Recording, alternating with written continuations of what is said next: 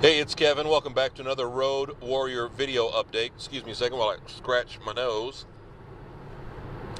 Hardest part about these videos is because you're not in a controlled environment, you're not in a controlled studio, you got to worry about the sun, you got to worry about the shade, and really, let's be honest, a lot of this is I'm almost, it's dark the way this car sits, and so I guess that's not a bad thing. You at least hear me, which I'm more comfortable with than seeing me sometimes.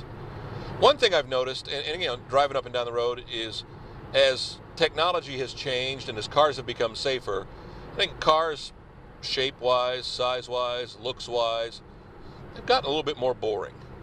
I mean, sure, I've got a Mini Cooper, and that's a cool-looking little car, and I'm actually thinking about buying a Scion XB, which is one of those square jobs.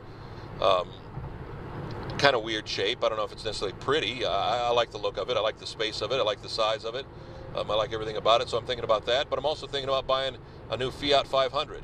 I don't know what it is about me being a big guy and liking small cars. I got the unique car bug, I think, from my father, who had it, honestly.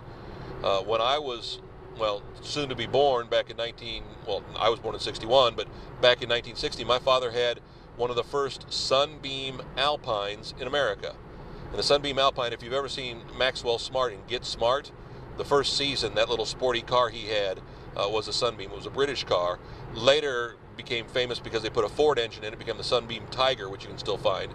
But my dad had the small little four-cylinder one and had to end up selling it because my mother was pregnant with me and couldn't get down in it anymore.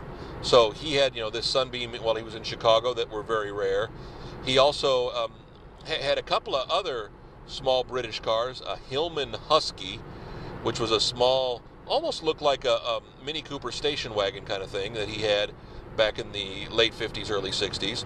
My dad always, especially early on, he had a car called a Singer, which again was another British car. I don't know why he had a thing for British cars. I think it was more, he liked the quirky, different cars. He liked being unique, and I guess I kind of got that trait from him. Although, you know, I've got a couple of Ford SUVs, and we've driven a bunch of Fords, and I'm driving a Mustang now, which isn't that necessarily unique.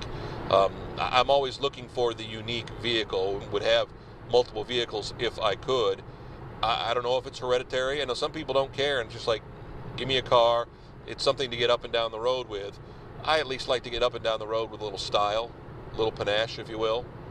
I don't know why that is. I'm sure it says something about me psychologically. I've never really looked into it to try to, you know, figure out what that is. Another Road Warrior video update. We've got them each and every Saturday morning. We load a new one up at kevinmason.us. Hope you'll join us every Saturday and check back often for more updates.